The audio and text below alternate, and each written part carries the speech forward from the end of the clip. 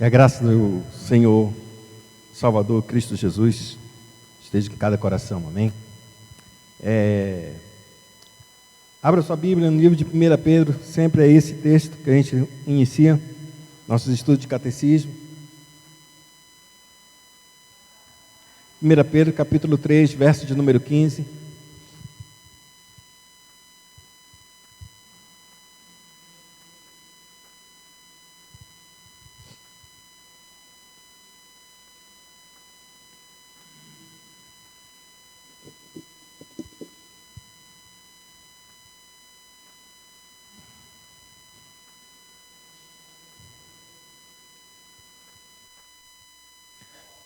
Vamos todos ler?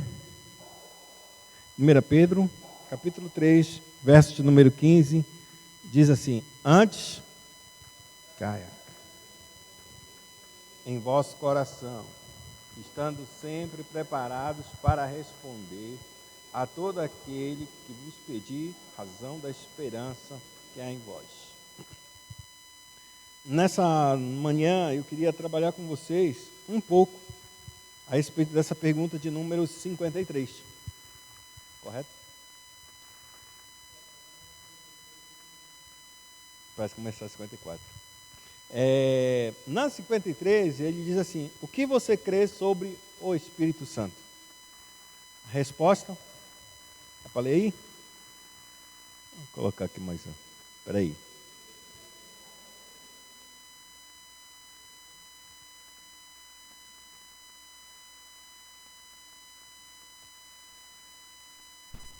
Aí. Primeiro,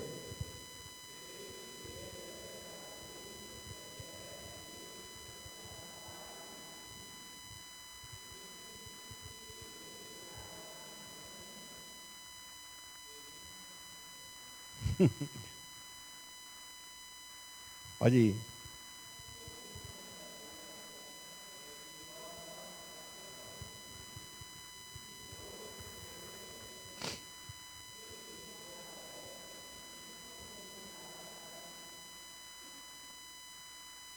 Aqui a gente entra na pergunta 54, não vou trabalhar a 54 por enquanto.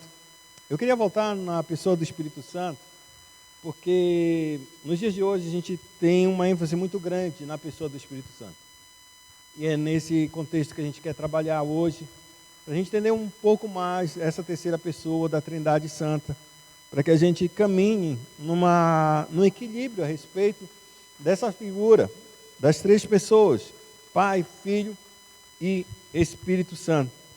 Portanto, eu queria, a primeira coisa que a gente lê nessa resposta do Catecismo 53 é: o que você crê sobre o Espírito Santo? Primeiro, que ele é verdadeiro Deus e eterno, verdadeiro e eterno Deus com o Pai e com o Filho. Eu queria que você desse uma olhada em Atos, capítulo número 5, verso 3 e 4.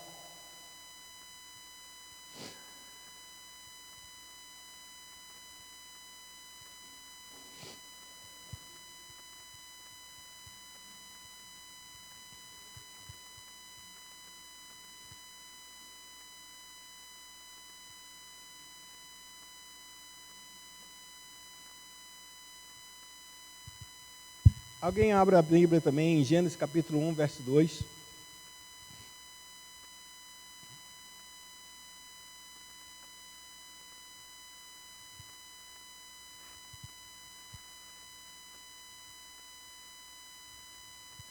Quem achou pode ler Gênesis 1, verso 2. Gênesis 1, 2.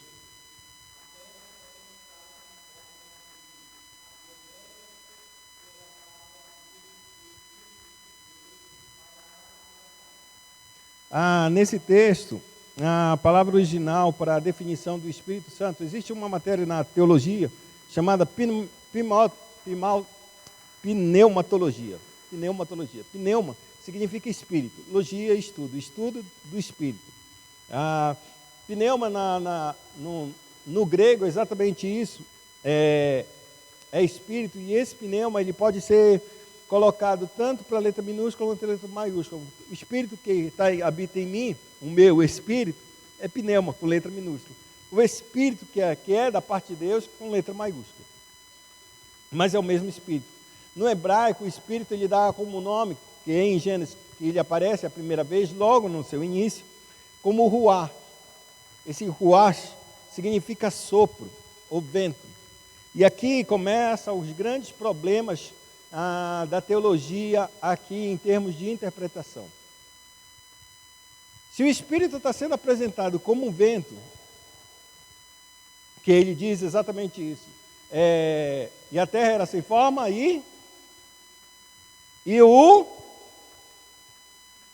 bora traduzir, e o vento soprava sobre, pergunta, isso é ruá, isso é o Espírito, beleza? Está dando para entender? Quando você olha no original que o ruá, que é sopro, ou o sopro, pairava sobre as águas, ou o vento parava, você pode perceber que é o vento mesmo?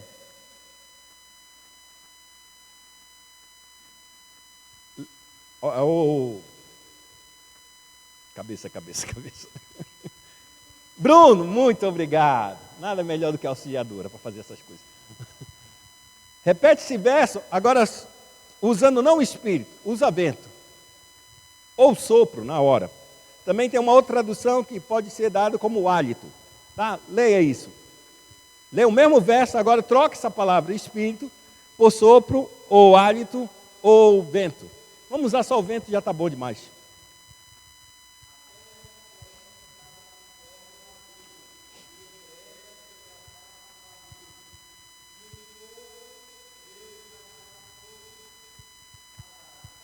Aí a pergunta, nesse caso, por que eu estou colocando sopro ou vento? Porque quando a pessoa pega do original, entre aspas, da cópia original, o que a gente vai ter? A gente vai ter um sopro, ou vento. O testemunho de Jeová, o que você entende por vento?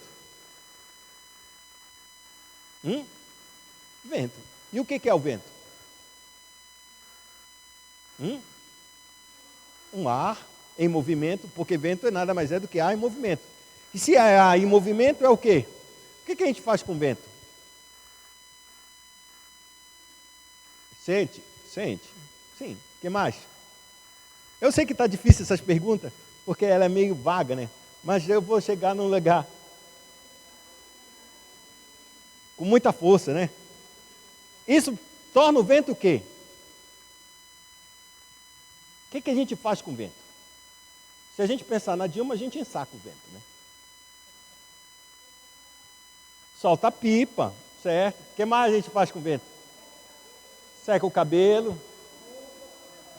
Opa, refresca. A gente vai chegar lá, vocês vão saber que a gente vai chegar lá. Hein? É isso que eu queria. Porque quando o vento vem, nada mais é do que vento é movimento do ar, certo? E esse movimento do ar na física é claramente, tudo que tem movimento é energia. Tudo que tem movimento tem que ter energia. Quando a gente olha para esse texto no original, a gente percebe que o vento de Deus, ou seja, a energia de Deus está pairando. A pergunta é, o Espírito é energia?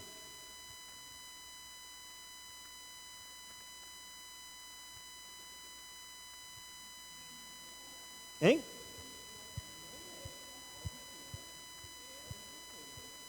É? É ou não é, Chico? É?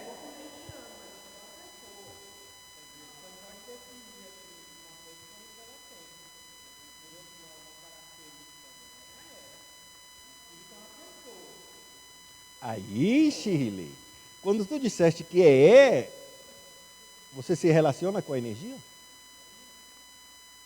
E o Espírito é uma energia?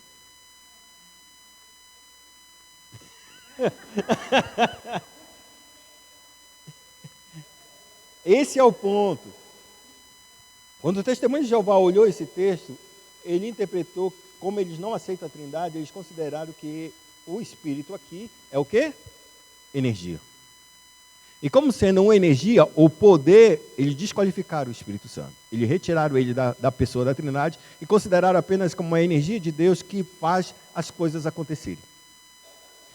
É por isso que eu estou voltando nesse ponto do Espírito Santo, porque ontem à noite eu cheguei em casa e disse, não, vou dar uma olhada no texto.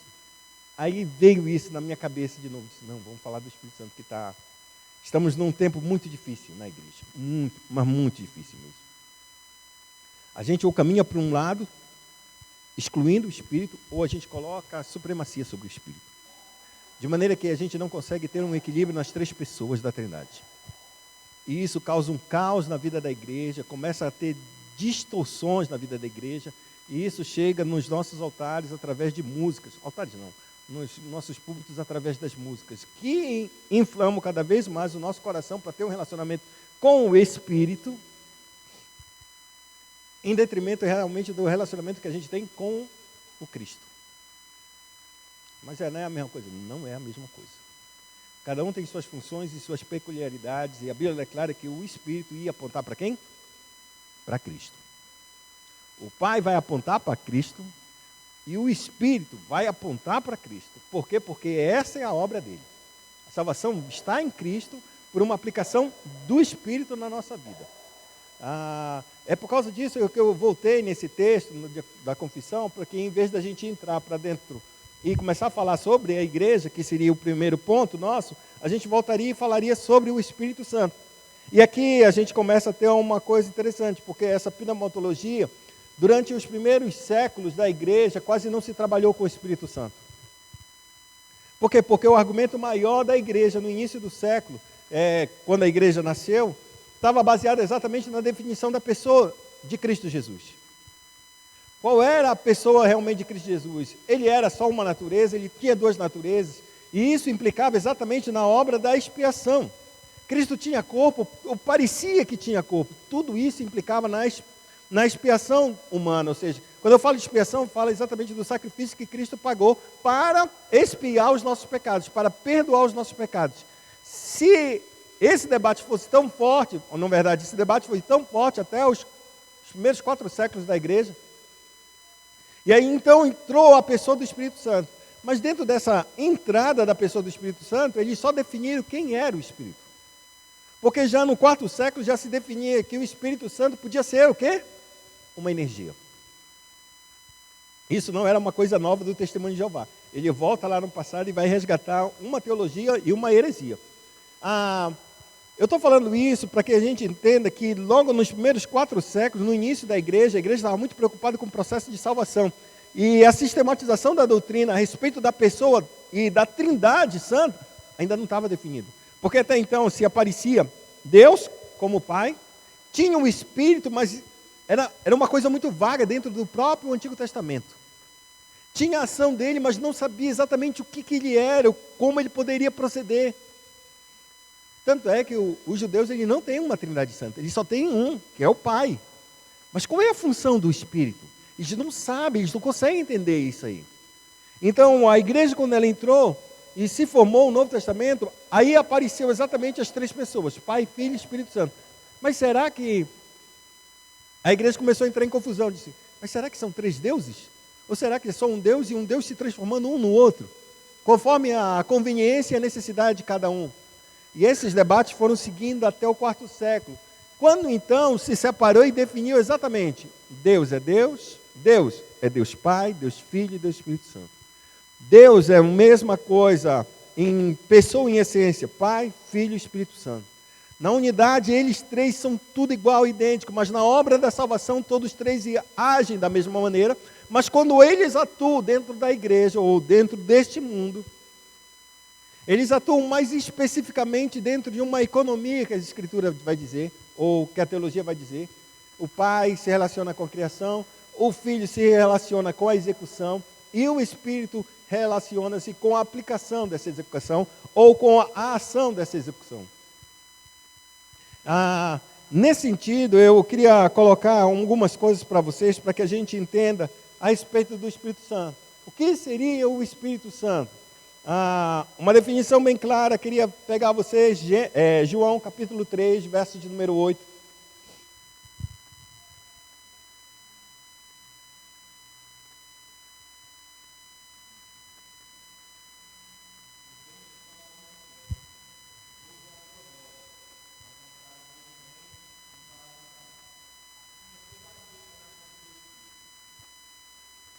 O Espírito é vento? Hein? Ai, tem medo de tirar zero não na prova. Espírito é vento, irmã Nair? Espírito é vento?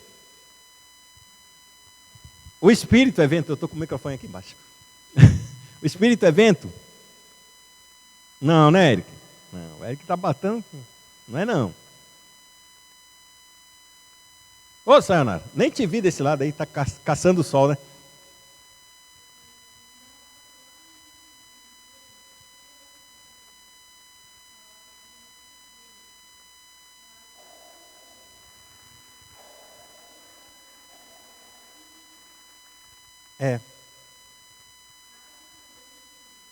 É porque é como se o sopro de Deus, e aí esse sopro está falando do Espírito de Deus, porque é bem claro que é o sopro de Elohim, aí o sopro de Deus. Se é o sopro de Deus, é o Espírito de Deus.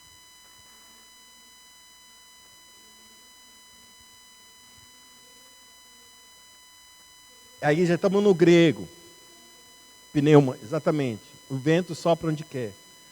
É tão interessante porque ele puxa exatamente isso. Ele usa o vento de um jeito no grego e tem uma outra palavra para o espírito no grego. Então a gente não traz confusão nesse caso. Mas lembre-se, para a gente entender uma tradução clara, a regra de interpretação das escrituras é a escritura interpreta a própria escritura. Quando a gente está olhando um determinado texto, a gente vê, poxa, está ali vento. Mas esse vento significa realmente isso? Porque a palavra conhecer nas Escrituras, eu vou dar um exemplo, conhecer nas Escrituras significa várias coisas. São mais de 30 nomes, 30 significados para a palavra conhecer nas Escrituras. E um dos significados de conhecer significa relação sexual. Você vai aplicar relação sexual para todas as coisas? Não dá, tem que entrar dentro do contexto. Se fizer isso, está cometendo uma falha de interpretação claríssima. Porque você está querendo condicionar uma determinada ênfase, um determinado ponto, para alguma coisa que não cabe ali. Conhecer está falando de conhecer mesmo. Ainda que seja intimamente, não está denotando um conhecimento sexual. Tá bom? A mesma coisa quando a gente vai olhar isso, então como é que eu posso ter certeza que a interpretação ou a tradução que está sendo colocada é verdadeira da forma como eu estou entendendo? Eu vou ter que olhar textos mais claros para saber se isso daqui é somente um vento ou se isso daqui realmente é o Espírito. Aí por isso que a gente vai comparando o texto nas escrituras que são mais claros e que traz essa mesma conotação para a gente saber se realmente aqui é vento ou se é Espírito. Porque em outros lugares vão ser claramente vento. Tá? Aí nesse texto, quando o João ele vai dizer uma coisa, e aí é que é interessante, por que eu não vou usar vento em Gênesis capítulo 1, verso 2? Pergunto uma coisa para vocês. No texto que a gente leu, e o Espírito pairava sobre as águas, certo? O vento pairava sobre as águas. Você já viu algum vento pairar? Na tradução principal ainda, mas no original, não é nem o vento pairava sobre as águas. O vento chocava sobre as águas. A palavra não é chocar, a ideia é chocar, mas a ideia é vojejar. É uma palavra assim, que eu gravei, mas eu não conseguia sempre falar essa palavra. É vojejar, uma coisa assim. Qual é a ideia? É como se um pássaro estivesse voando sobre toda a criação, e assim como aquele pássaro que voa sobre os seus ninhos e está esperando sentar e chocar e realizar um efeito, é a mesma coisa que o Espírito está fazendo no início da obra que Deus estava criando. Quando ele criou todas as coisas, quando Deus criou a terra, a Bíblia declara que o Espírito pairou. Nesse ato de pairar, é exatamente se vojejar, é como se ele estivesse bem próximo de um ninho, sobre uns ovos, e ele sentasse sobre os ovos. Como se ele estivesse chocando o processo que haveria de se consumar. Está dando para entender? O que eu estou querendo dizer com essa ideia? O ato do vento pairar, isso demanda uma vontade. Isso demanda uma disposição. Porque o vento não tem isso. Quando o apóstolo João está falando no texto daqui de João, capítulo 3, verso 8, ele disse, o Espírito é o quê? Todo nascimento é como se fosse como o vento. Você não sabe de onde vem nem para onde vai. Duas coisas que é, você vê o vento, Então, o Espírito, por ele ser Espírito, também ele é invisível. Ele é intangível. É impossível de tocar nesse Espírito. Assim também como você não toca. O vento te toca, mas você não toca o vento. O vento te toca. E aqui ele diz mais uma coisa. O processo é tão real que o efeito dessa ação no Espírito, nas nossas vidas, que tocou nossas vidas, ele muda a vida. Há um novo nascimento. Então, duas coisas assim, que a primeira coisa que a gente pode pontuar a respeito do Espírito Santo é, ele é invisível e ele é intangível. Todavia, o seu efeito nas nossas vidas é poderosíssimo para aqueles que ele realmente tocou e transformou sua vida. Continuando nesse sentido, e para que a gente continue percebendo a respeito disso, a pergunta é, como isso acontece, esse novo nascimento? Isso é o quê?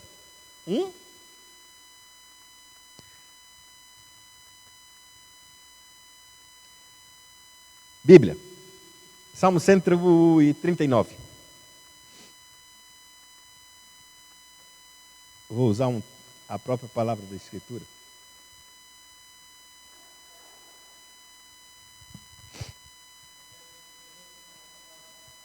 Calma aí, senão a gente vai ler todo o Salmo, que é muito grande.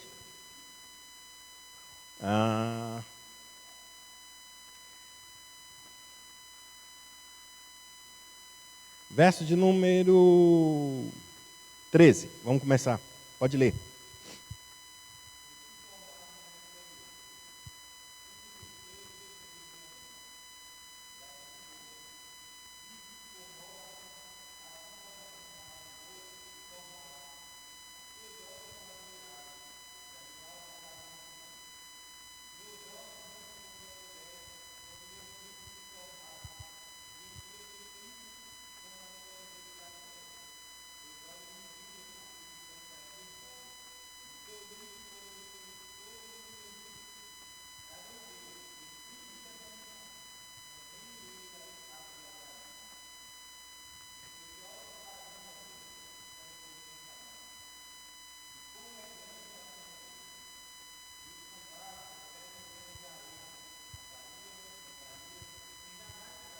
Tá bom, até aí. A pergunta é, quando ele faz essa descrição a respeito da forma como Deus cria um ser vivo dentro do ventre de uma mãe, ele consegue... Qual é a palavra que a gente pode definir essa ideia? Do que ele está fazendo? Olha só o verso de número 14. Graças te dou, visto por modo assombrosamente maravilhoso tu me informaste. O que ele está usando essa palavra? Ele está usando de que maneira? Ele consegue descrever isso de fato? Ele consegue entender? Isso é o que para a gente? Mistério. O que Deus está aplicando dentro do ventre da mãe, de uma formação de um bebê, é a mesma aplicação que o Espírito está fazendo no Novo Testamento, que João está descrevendo. Um novo nascimento é uma obra, um efeito tão poderoso que a gente não consegue explicar como uma pessoa consegue mudar da água para o vinho. Isso é um mistério. É um milagre, mas todo milagre é misterioso. Todo milagre. Não existe um milagre na face da terra que seja milagre, que seja conhecido. É um mistério. É por isso que se chama milagre. Se um cego volta a enxergar do nada, a gente só consegue perceber que maravilha, ele está voltando a enxergar. Beleza. Como aconteceu isso? Não sei. Não, acho que foi um erro, na verdade tinha uma bagunça, ele bateu a cabeça e voltou a enxergar. Eles podem encher a nossa cabeça de um bocado de teorias, mas nunca dá uma definição. Por que não dá uma definição? Porque isso torna-se um mistério. Se não for um mistério, não é um milagre. A gente só consegue ter o efeito do milagre. A mesma coisa acontece no novo nascimento. O que Deus está dizendo é que a obra do Espírito, nesse ponto, a gente não sabe de onde ele vem, nem para onde ele vai. Assim é todo aquele que é nascido do Espírito. Se ele é nascido do Espírito, há um mistério, ou seja, o próprio Espírito é misterioso. E agora, esse é o ponto para nós como igreja. Se o Espírito é misterioso, a gente pode especular muitas coisas a respeito dele, correto? Tudo que é um mistério para nossas vidas, vão suscitar várias teorias a respeito dessa pessoa. Pois ele é misterioso. E aqui é o nosso cuidado, porque a gente já é um povo extremamente supersticioso. O homem, ele é muito místico. Quando ele sai do misticismo, ele vai para o ateísmo, ou seja, ele descrê de tudo, ele se torna extremamente cético. Ele não quer acreditar em mais nada. Mas se ele sai do ceticismo, ele passa a acreditar em qualquer coisa que for necessária para ele. Ele não entende o mistério e ele vai descobrir de alguma forma para que ele possa falar a respeito disso. E aqui a gente tem que tomar cuidado, porque a igreja, ela muitas vezes durante os seus primeiros séculos, ela não entendia o Espírito Santo. Eles conseguiram definir o Pai, o Filho e o Espírito Santo, mas não entenderam qual era realmente a obra do Espírito Santo. E o Espírito Santo ficou praticamente velado durante boa parte da era cristã. Boa parte. Agostinho começa a falar a respeito do Espírito Santo com maneira mais profunda. E só quem vai falar mesmo sobre o Espírito Santo vai ser Calvino. A gente já está na época da Reforma, por volta de 1600, que aí começa a teologia do Espírito Santo, que a gente chama de pneumatologia. E essa doutrina, por isso que Calvino é chamado de o teólogo do Espírito Santo. Porque ele vai começar a sistematizar qual é a função e a obra do Espírito Santo que vai atuar na nossa vida, diferentemente do Pai e do Filho. E qual é a função dele e como ele vai fazer. Agora, detalhe. A gente está entrando num período em que surgem várias teorias a respeito se ele é um ser misterioso, como uma ação. Pergunta, se Deus é família, não é da família? Deus não é um Deus de família? Quando não existia ninguém, Deus era a família? O Pai, o Filho e o Espírito, correto? O Pai é quem? É macho ou é fêmea? Hein? Yara, o Pai é macho ou é fêmea? Macho? Aonde tu viu isso na Bíblia?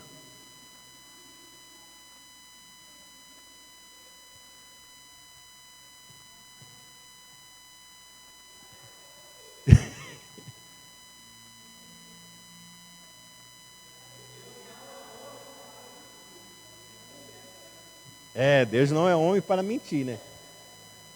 Mas homem o quê?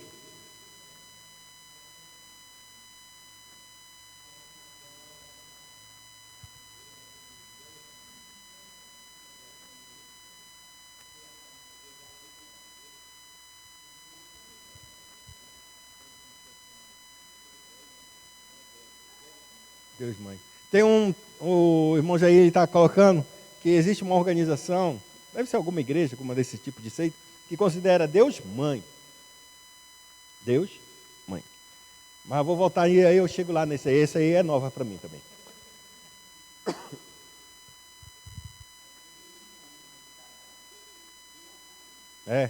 Que Deus é mãe. Né? Mas aí a gente vai chegar também nesse ponto. Mas a ideia de pai é quase sempre de gênero masculino, não tem jeito não, correto? Beleza. Quase sempre, durante todo o tempo da igreja, só a partir do século XIX, mais ou menos, que começou o processo de feminismo cada vez mais forte, começou a identificar, se Deus é família, então nós temos o pai que é o homem. Não pense que Deus é homem, porque ele não é homem, não é macho e nem é fêmea. Ele é Deus, Espírito. Cessa com isso. Ele se apresenta dessa forma como um valor de autoridade. Assim como o homem é o cabeça da sua família, o Pai é o cabeça dessa Trindade Santa em termos salvíficos. O que eu estou querendo dizer? Quando Deus começa a operar o processo de história de redenção na face da terra, ele vai se apresentar como aquele que é o cabeça. Por isso que o filho obedece o pai. Deu para entender? Eles não são diferentes, eles não têm hierarquia em Deus. Essa hierarquia vai aparecer somente quando Deus entra neste mundo para salvar o homem. Aí começa a haver uma separação. Porque o plano desenhado e decidido, é Deus que decidiu salvar o homem. Quem é Deus?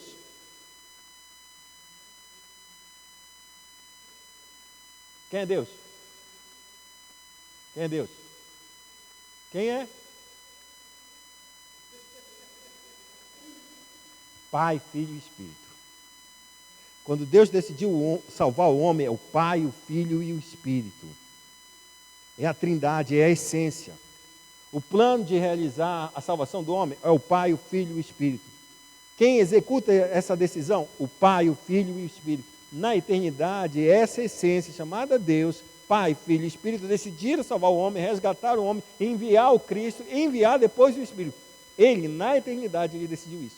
Quando essa eternidade passa a abrir para um espaço de tempo e espaço, em que o homem cai e peca e começa a precisar de um Redentor, agora sim há uma divisão, e nessa divisão eles mesmos decidiram, disse, não, Pai, a gente vai te obedecer. Eu vou ir, eu vou obedecer você. Quando eu fizer essa obra, eu vou voltar e nós vamos enviar o Espírito para aplicar essa obra. Está conseguindo entender o que eu estou querendo dizer aí? Tudo bem? Se a gente tem Deus como o Pai, que Ele se representa como essa autoridade, como um homem, se a gente tem o Filho, o que seria o Espírito? Se Ele é um mistério, Ele é o quê? Para a gente formar uma família feliz e maravilhosa. O Espírito vai ser o quê? É a mãe. É a mãe.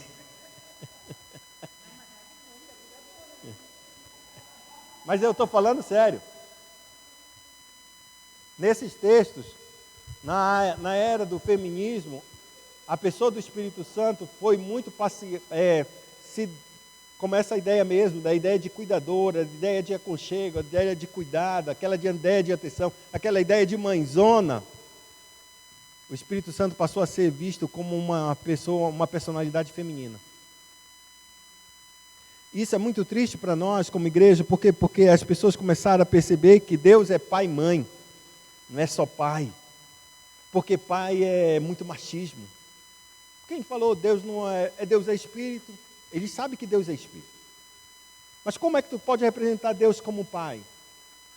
E aí tem um detalhe, porque o Deus ele vai se representar para nós com algumas funções, para que nós entendamos quem é Ele. Já que Ele é espírito e Ele também é misterioso, vai ser difícil. Então ele tem que falar com uma linguagem que a gente possa compreender. E é por isso que quando Deus muitas vezes aparece, Ele aparece, pode porventura, uma mãe que gerou o seu filho e esqueceu o próprio filho da criação? Pode? Pode, Ruth? Pode. Nos dias de hoje está pior ainda. Ele diz assim, ainda que essa mãe esqueça, eu todavia o Senhor jamais esquecerei. Jamais. O que Deus está querendo falar é que muitas vezes Ele se apresenta como pai, Ele vai se apresentar como mãe também. Porque traços desse caráter, traços dessas qualidades que a mãe tem e que não está no homem, Deus vai olhar e vai se apresentar a esse homem, vai se apresentar ao ser humano. A mesma coisa como autoridade, se eu sou pai, onde está a minha honra? Se eu sou o Senhor, onde está o temor que é devido ao meu nome?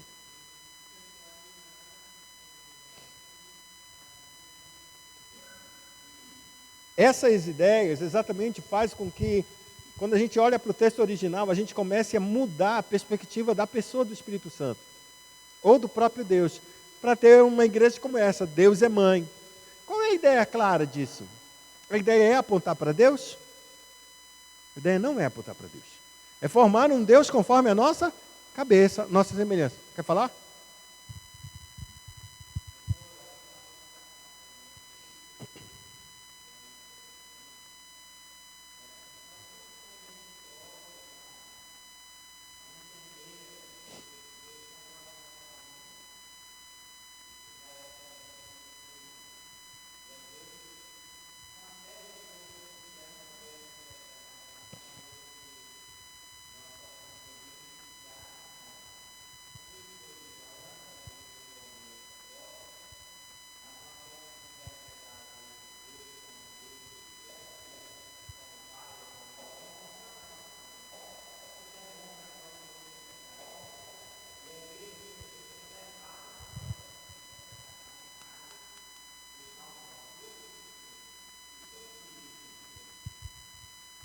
E aí a gente tem um outro ponto. Muito desse resultado de se puxar uma mãe para dentro da igreja está muito relacionada à idolatria da igreja católica. Porque ela apontou Maria e colocou ela tão forte, que ela se tornou o quê? Mãe de Deus. E isso foi um problema enorme para a vida da igreja e que levou o concílio para decidir exatamente o que era e o que não era. Em um certo sentido, ela é mãe de Deus? Em um certo, muito restrito, ele é mãe de Deus. Por quê? Porque ela está gerando quem? O Filho de Deus. E o Filho de Deus é Deus. Então, em um certo sentido, é. Se a gente ampliar esse nome, ela é mãe de Deus. Se ela for mãe de Deus, ela tem que ser Deus. Porque a Bíblia diz que o Filho foi o eternamente gerado pelo Pai, da mesma substância. Então ela tem que estar lá na Trindade, lá no início da eternidade para ela ser. Para que se isso se tornasse cada vez mais forte, o que fizeram com a Maria? No final do tempo, se tornou Maria como se fosse uma mulher virgem, que nunca só teve o filho e não teve mais relação nenhuma com José. E segunda coisa, fizeram da Maria como uma mulher sem pecado para que Jesus também nascesse? A pergunta é, se a Maria nasce sem pecado, quem são seus pais? Eles têm que ser sem pecado. E se os pais dele é sem pecado, e Maria descende exatamente de Davi com Betseba, acabou. Porque tanto Maria quanto José são descendentes de Davi. E descendente de Davi, só tem um descendente de Davi que Deus constituiu, foi Salomão. Fruto, claro, de Betseba com Davi. Salomão não é pecado, eles já estavam casados, já estão de tudo direitinho. Mas seus pais são pecadores. E se eles são pecadores, geração ordinária, todo mundo é pecador. Hein? A gente não foi nem muito longe. Não fui nem muito longe, mas é basicamente isso. É por isso que quando a Igreja Católica defende que a impecabilidade de Maria, para que Cristo se tornasse também impecável, ou seja, não nascesse no pecado, ela tem que ser sem pecado. Mas para ela nascer sem pecado, ela tem que ter pais sem pecado. E aí, se a gente eliminar todos os seres humanos e chegar em Adão, ela é pecadora em Adão. Acabou. Porque nossa raça começa em Adão, não tem como. Então a gente vai ver uma sucessão de gente vai parar no pecado, não tem jeito como continuar. Eu estou colocando isso porque aí então, essa figura de Maria se exaltou tão grande que as pessoas agora, dentro do feminismo, exaltam quem? Maria, e ela é a mãe, é como se fosse a quarto ente da Trindade Santa.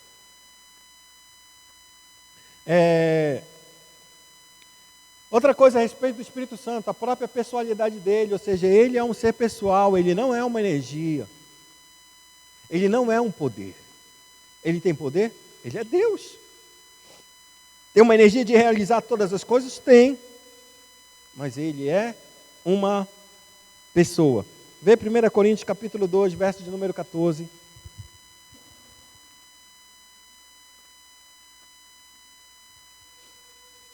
De 9 a 14, desculpa. Capítulo 2, 1 Coríntios, de 9 a 14.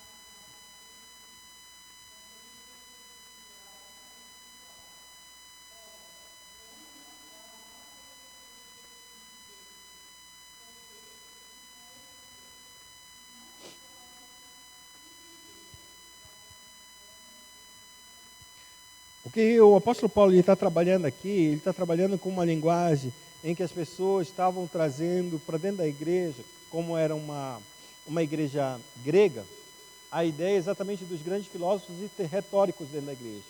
Que a pessoa que pudesse pregar de maneira tão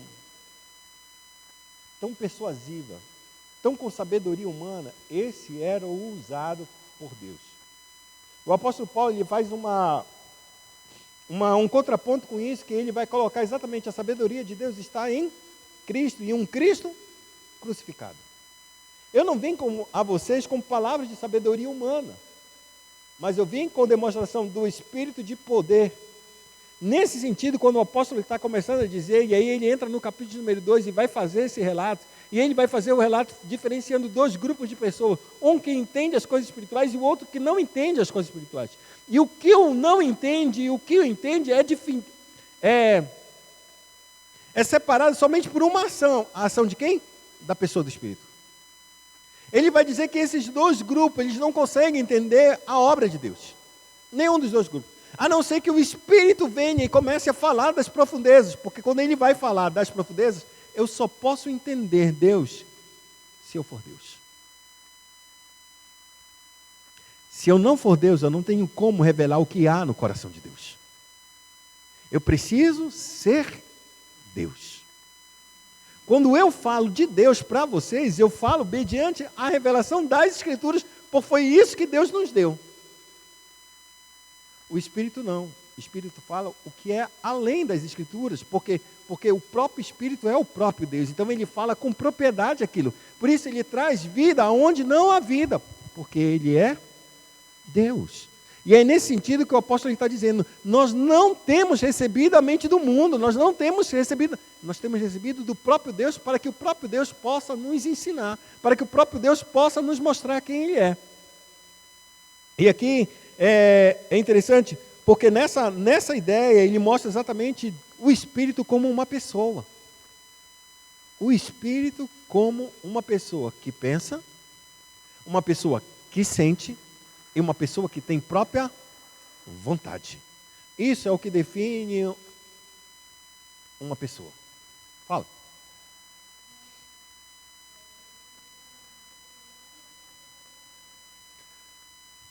Ele é Deus?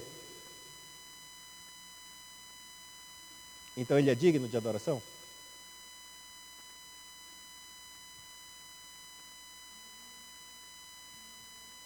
Mas a gente vai chegar nesse ponto assim para que vocês entendam claramente. Se ele é Deus, ele recebe adoração. Adoramos o Pai, o Filho e o Espírito. Adoramos, não tem jeito. Adoramos o Pai, adoramos. Adoramos o Filho, adoramos. Adoramos o Espírito, adoramos. Mas dentro do processo de salvação, essas definições vai glorificar a Deus. Quando eu glorifico a Deus? A pergunta é, quando é que eu glorifico a Deus? Vanderlei, quando é que eu glorifico a Deus?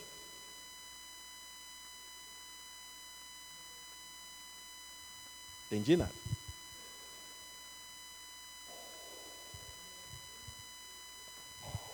Se eu obedeço, eu glorifico a Deus?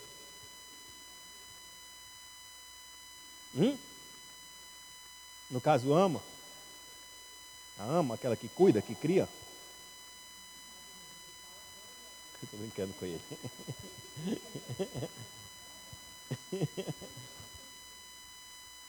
Como é que eu glorifico a Deus? Amando e fazendo o que Ele manda. Fala. Hein? Através do Filho. Esse é o ponto da adoração. O ponto da adoração não é a gente obedecer a Deus. É obedecer o Filho de Deus. Ah, mas não é Deus? É Deus. Jesus é o caminho, a verdade e a vida. Se a gente vai ter que glorificar a Deus, a gente faz tudo isso em nome de... É por isso que a gente obedece. É por isso que a gente faz o que a gente faz, porque a gente faz em nome de Jesus. Porque essa é a forma que Deus determinou da gente glorificar Ele. A gente não vai até o Pai, como muitas igrejas fazem, e que elimina a pessoa como Testemunho de Jeová, eles eliminaram. Eles colocaram Cristo como se fosse um ser criado, um deusinho. Tanto é que no Testemunho de Jeová, na Bíblia deles, a palavra, o verbo, é Deus, é um Deus com letra minúscula.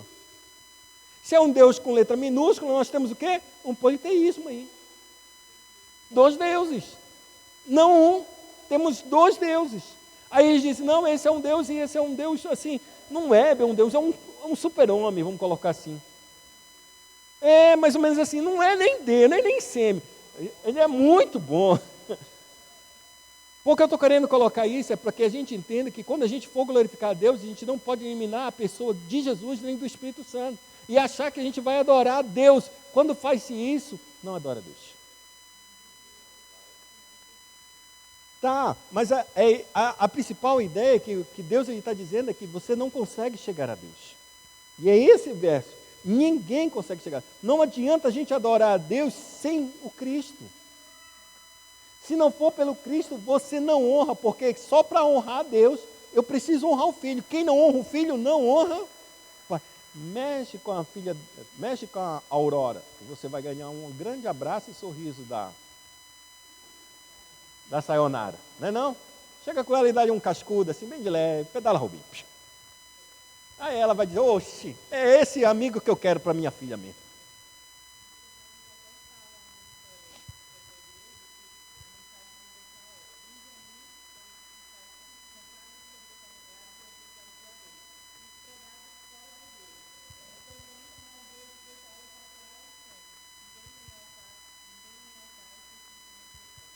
Uhum. Ninguém vem ao Pai se o Filho... Não, ninguém vem ao Filho se o Pai não o trouxer. É o contrário. Mas está valendo.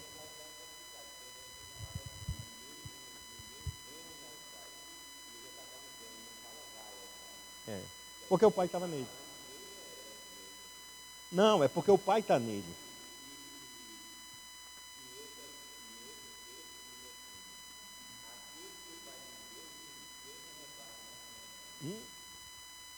Da mão do Pai. Ele recebe e ele entrega ao Pai. O Pai dá para ele e ele devolve para o Pai.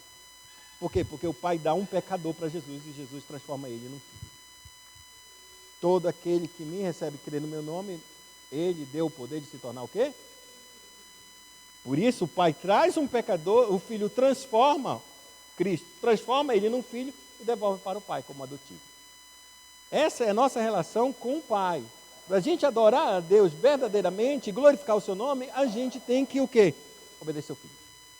Porque foi essa a forma que Deus determinou para que nós pudéssemos adorá-lo. O final dessa história, quando houver toda a salvação e tudo for mudado e transformado, a Bíblia declara que o próprio Cristo, ele tomará o reino e devolverá para a mão do Pai, para que Deus seja tudo em todos. E o Cristo vai deixar de reinar? Não, Vanelli. Por quê? Reinar. Aí ele disse que ele vai entregar o reino e vai dar a mão para o Pai. Se ele vai entregar o reino e dar para o Pai, ele vai deixar de ser rei. Vai ou não vai? Aí é que está. O Pai agora vai se tornar exatamente, ele entregará para Deus. E Deus será tudo em todos. Deus o quê? Pai, Filho e Espírito. O Deus Trino. Qual antes de Jesus? Por isso que ele disse, eu quero que tu vejas a minha glória, eu quero que eles vejam a minha glória como a glória que eu tinha antes que o mundo existisse. Pai, Filho e Espírito Santo.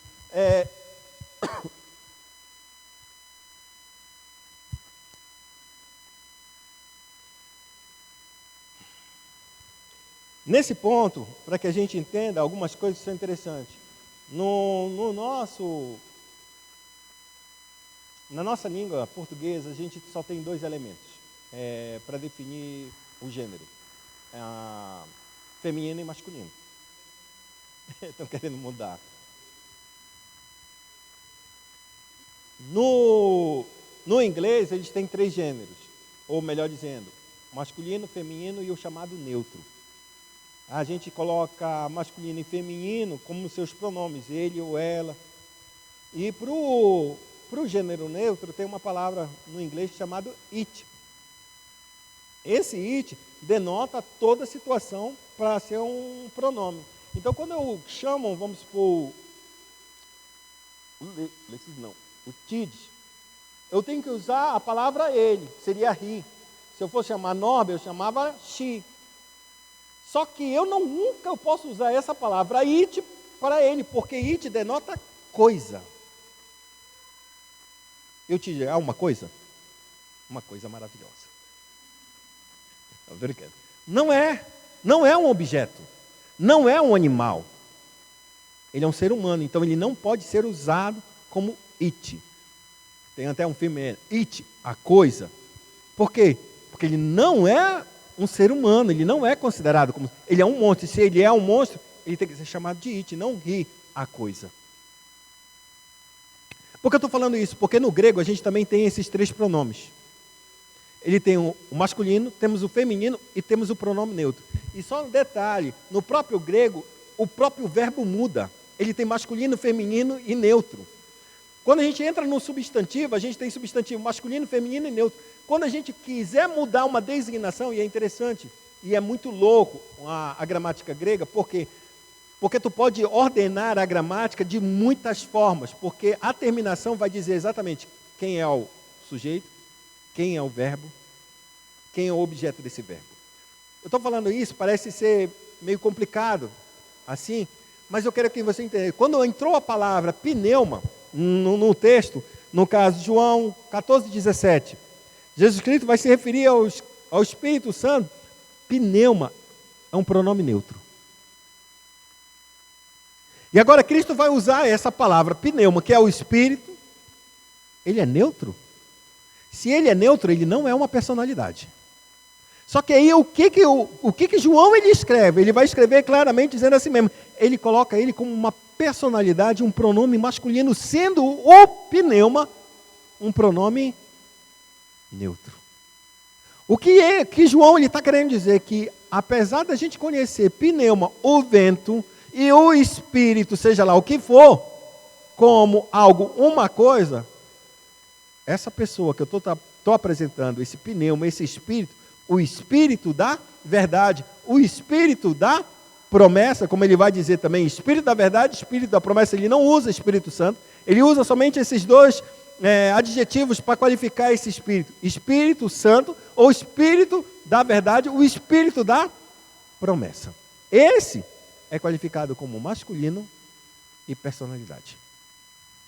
E aí a Bíblia vai chamar exatamente Espírito Santo, é o Espírito Santo da promessa. Para que as pessoas pudessem entender exatamente que ele está se referindo ao Espírito como uma personalidade, uma pessoa.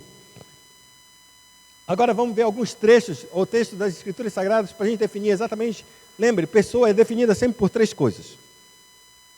Ela tem emoções, ou sentimentos, ela tem um intelecto, uma inteligência, e ela tem vontade.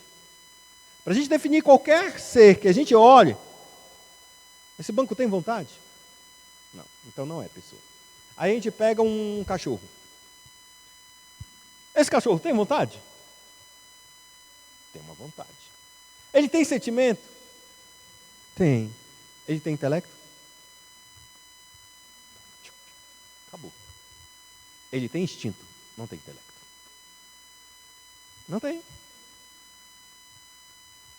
Cachorro não sente, tanto é que cachorro até sente tristeza e acaba morrendo se a pessoa que morrer não está mais com ele e acaba morrendo, acaba entristecendo.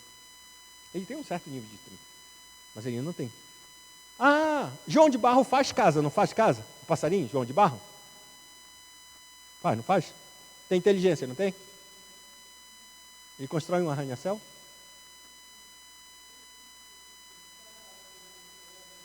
Sempre será mesmo, porque isso aqui é instinto. Isso é o dom que Deus deu para ele fazer somente aquela obra. Não vai fazer outro tipo. Não vai usar outro tipo de material. Ele usa barro e assim é a casinha dele, acabou. Não tem outro jeito. Tem um vídeo que um fotógrafo fez, eu acho que foi de quase 6 meses, ele fotografando dia após dia, um João de Barro fazendo uma casa num apartamento. Na sacada de um apartamento ele foi fazendo. E aí, depois de fotos, né, 6 meses construindo, aí mostrou toda a casa, o processo virou num vídeo, né? Todo o processo de 6 meses ele construindo toda a casa. E ele diz uma coisa interessante, que ele depois, de tanto ele vê o filme, né, assim, de fazer a fotografia, ele vai procurar a respeito de João de Barro, né, conversa. E uma das, só um parênteses aqui rápido, João de Barro, quando ele constrói a casa para a fêmea, né, ter o passarinho, né, o Joãozinho, né, é interessante porque a entrada da casa, ele poderia fazer um iglu, né, que é tipo um iglu, e entrou, acabou. Ele não faz isso. Dentro da casa ele faz uma parede, para que a pessoa de fora não olhe. Rapaz, a intimidade aqui do casal, para com isso. Ninguém vê. Eu estou colocando, é porque Deus colocou isso, ele não constrói mais, ele não constrói um segundo cômodo, ele não constrói um segundo andar, não vou fazer uma casa para o meu futuro amigo e vir aqui morar aqui do meu lado. Não existe isso, é só uma coisa o resto da vida toda dele. Isso não denota inteligência, isso denota um instinto programado para fazer somente isso. Ele não faz outra coisa. Ah, mas papagaio fala, papagaio imita, ele não fala. Você ensinar para ele a falar aquilo, não significa dizer que ele sabe aquilo. Há um sistema, há um instinto dentro dele para fazer isso. Com o Espírito Santo é diferente, e aí a gente vai ver algumas coisas que qualificam o Espírito Santo, como emoções, vontade e inteligência. Abra Atos, capítulo número 13, verso 2.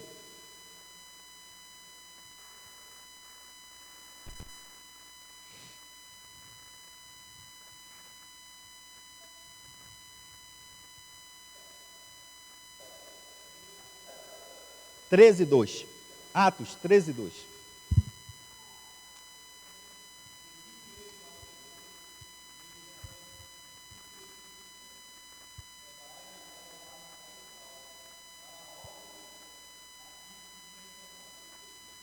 O que significa isso aí? Ele falou, beleza, mas falar significa dizer que é ser humano? Sim ou não?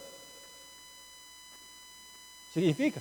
Porque uma pessoa, um ser fala, é um ser humano? Não.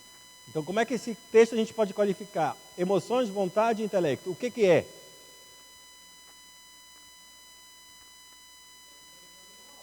Uma ordem. Uma vontade. Separa para mim, Paulo e Saulo, para a obra que eu tenho os separados, os chamados para fazer. Barnabé e Saulo.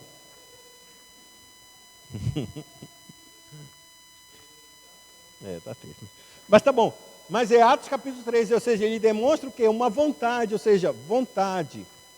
Separou para o quê? Separa Barnabé e Saulo para a obra que eu tenho o chamado. Eu tenho preparado uma obra, ou seja, eu tenho intelecto também. Mas eu estou decidindo em termos de vontade. Eu tenho uma vontade para fazer.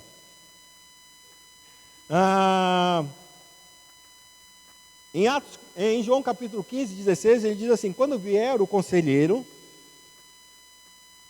que eu enviarei da parte do Pai, o Espírito da verdade, que provém do Pai, ele testemunhará a meu respeito. Uma testemunha, alguém que viu alguma coisa e está testemunhando. Viu ou ouviu ou percebeu alguma coisa, não necessariamente. Ele estava presente, ou seja, uma testemunha ocular, alguém que estava no exato momento em que Cristo estava fazendo qualquer coisa, ele vai para testemunhar quem? A obra de Cristo. Isso fala de quê? De inteligência. Não somente só vontade, mas a inteligência, porque ele conseguiu ouvir, ele conseguiu entender e ele consegue testemunhar a respeito, porque ele vai convencer um homem do quê? Do pecado, da justiça e do juízo. Como é que eu faço isso? Por um processo de quê? De persuasão. O Espírito é persuasivo. E para eu ser persuasivo, eu tenho que ter intelecto. Se eu não tiver inteligência, não tem como eu argumentar com qualquer outra pessoa. Ele é objeto de oração? Agora a gente vai entrar nos pontos que a gente vai já terminar nessa lição. Ele é um objeto de oração? Vamos ver. 2 Coríntios capítulo 2, verso 13.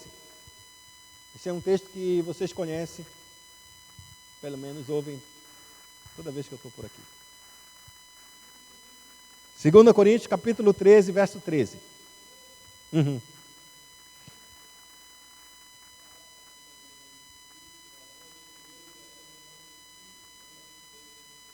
O que é isso? E a bênção apostólica é o quê? Uma oração. Então ele é objeto de oração. Quando a gente ora também no Espírito Santo. Ora também pelo Espírito Santo. A gente ora ao Pai, ora ao Filho, ora ao Espírito, ora, porque a bênção diz isso. A graça do Senhor Jesus, o amor de Deus, nosso Pai, e a comunhão e a consolação do Santo Espírito de Deus esteja com todos. Ele é objeto, é da ação dele fazer isso. Agora, algumas coisas que são interessantes. Isso não significa dizer que ele vai se constituir uma idolatria, porque o próprio Espírito que recebe, ou que veio enviado pelo Pai e pelo Filho, ele recebe de Deus, ou recebe de Cristo, para dar o próprio Cristo. A gente não vira por Espírito Santo como se ele estivesse fazendo uma outra obra à parte do que Cristo fez. Não, ele recebe dessa obra e por isso ele devolve para Cristo. Porque ele vai aplicar a obra que Cristo fez. Ele vai mostrar quem realmente Cristo é, para que as pessoas pudessem entender. As pessoas que andaram com Cristo, no tempo em que Cristo estava aqui, que Cristo morreu, eles entendiam Cristo. Alguém conseguiu compreender Cristo? Conseguiu crer de fato quem é Cristo? Não conseguiram. Clara disso é o caminho de Emaús, aqueles dois caminhando. E então Jesus começou a falar, disse, olha, eu tenho andado com vocês. Não foi isso que a Escritura diz. E começou a ensinar a respeito que tudo que o Cristo deveria padecer e sofrer, conforme estava escrito nos Salmos, nos profetas e nos Escritos.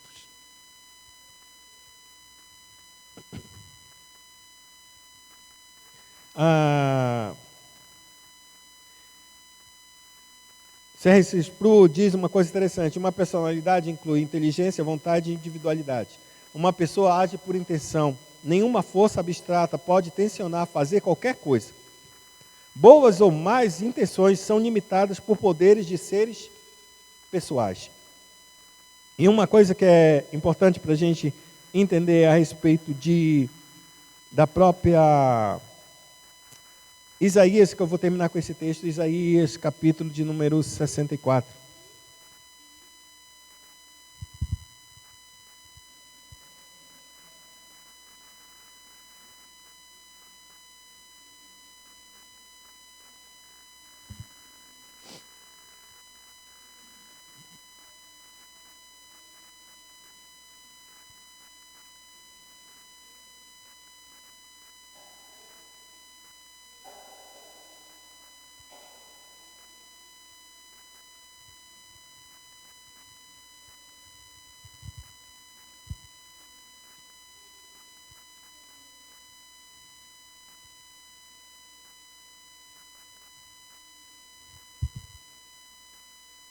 Na 64.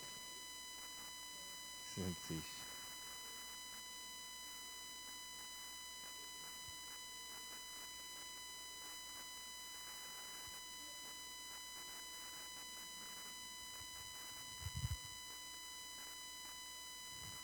Esqueci. Então vou usar o texto básico nosso que a gente tem em Salmo de número 95. Não vou encontrar o de Isaías. Salmo de número 95, esse é selado.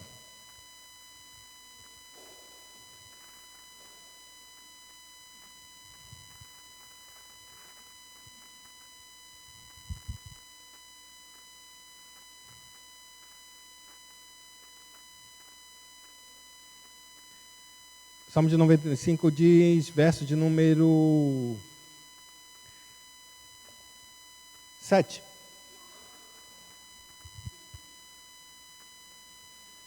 Verso 7 diz assim: Ele é o nosso Deus, Salmo 95. E nós, povo do seu pasto e ovelhas de sua mão.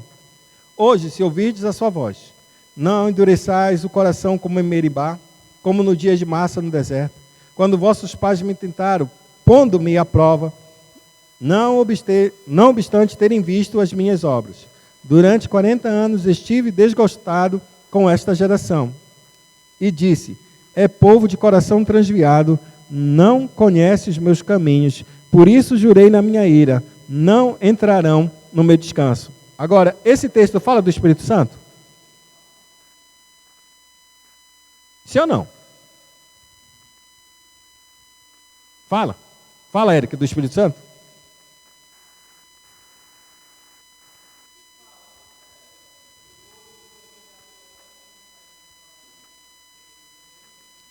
Está no texto isso? Tá.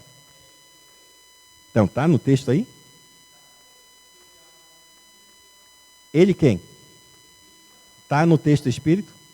Então, de onde está tirando isso? De onde está tirando isso? Esse é o ponto. A gente tem que olhar para o texto e não pode chutar no texto o que a gente sabe que é. O texto não está dizendo que é o Espírito, está dizendo quem? Deus. Então a gente não pode dizer que é o Espírito, a não ser que tenha uma outra passagem que diga que é o Espírito. Aí a gente compara uma passagem que está escura com uma passagem que está. Vamos ver esse texto agora. Agora a gente vai ver esse texto, onde a gente olha o Espírito. Hebreus, capítulo número... acredito que é 2 ou 4.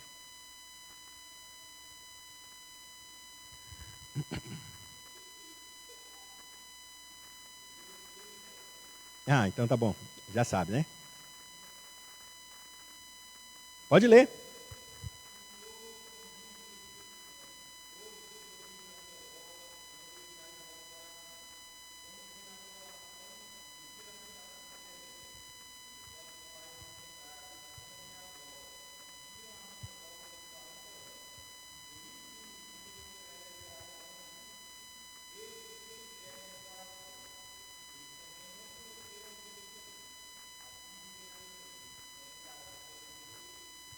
Entende agora por que a gente diz isso? A gente tem que olhar para o texto e falar o que o texto está dizendo. Se o texto não está dizendo do Espírito Santo, a gente não pode tomar a decisão por Espírito Santo. Ainda que a gente saiba que dentro das Escrituras está falando do Espírito. O que a gente vai ter que fazer? A gente vai pegar de um texto do Antigo Testamento e vai ver como eles aplicaram no Novo Testamento. No Novo Testamento traz luz exatamente dizendo que aquele Deus que estava ali falando era o Espírito. Porque quem vai dizer isso é o Novo Testamento. Aí a gente fecha uma coisa com a outra. E aí a gente tem a interpretação clara a respeito de que o Espírito Santo, quando você ouve a sua voz, não seja como eles que entristeceram. Ou seja, o Espírito Santo tem sentimento. Pode falar.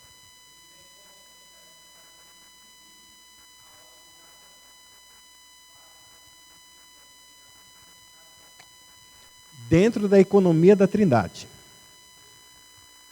Essa função ela é distinguível somente dentro desse processo de salvação. Fora disso, ele não é distinguível. Não é distinguível. Não é distinguível, não faz-se distinção dele. Quem salva? Pai, Filho e Espírito. Quem convence? Pai, Filho e Espírito. Quem foi processo de execução? Pai, Filho e Espírito. Tudo é acontecendo pela Trindade Santa. Tudo é acontecido debaixo dessa revelação. Mas quando ele entra no processo de salvação para nós nesse tempo, as pessoas se dividem exatamente para esse processo para salvar o homem. Porque o Espírito ressuscitou o Filho, o Pai ressuscitou o Filho e o próprio Filho ressuscitou a si próprio. Porque ele é Deus. Mas quando a gente olha só de maneira muito fechada, a gente percebe que Deus ressuscitou o Filho pelo Espírito. Mas quando a gente olha em todas as Escrituras Sagradas, a gente vê que o Filho não podia entregar. Eu dou a minha vida, eu recebi essa autoridade do Pai. Tem poder de entregar, mas também de tornar a tomar a minha vida. Ou seja, ele tinha direito de ressuscitar a si próprio.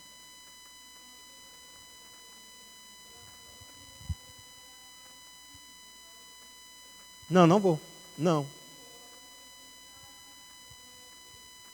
É por isso que a gente, sempre quando a gente vai falar dentro do processo, por isso que a glória de Deus está exatamente em glorificar o Filho. O Espírito, ele vai glorificar o Filho, e é dessa forma que a gente adora tanto o Espírito quanto o Pai. Se a gente desconsidera isso, a gente está indo para um caminho que o Espírito não está apontando a gente. E se a gente não está sendo apontado pelo Espírito, e o Espírito é que nos faz orar como convém, eu não estou orando como convém. Porque eu não estou sendo guiado pelo Espírito que faz esse tipo de oração, que me leva a orar dessa forma. E aí eu quebro a trindade e caio em pecado. Oremos ao Senhor. Pai Santo, eu te agradeço nesta manhã por tua graça, por tua misericórdia, pelo teu favor. Sei que existe ainda mais coisas para a gente falar, e se o Senhor conceder graça, a gente possa continuar falando a respeito disso, do Santo Espírito, para que a tua igreja creia cada vez mais nessa obra que o Espírito traz aos nossos corações, para clarear, Senhor amado, essa grande, maravilhosa obra que o Cristo executou ao nosso favor para a aplicação exatamente do perdão dos nossos pecados em Cristo Jesus. Deus eterno, abençoa o teu povo, a tua igreja, em nome de Jesus. Amém.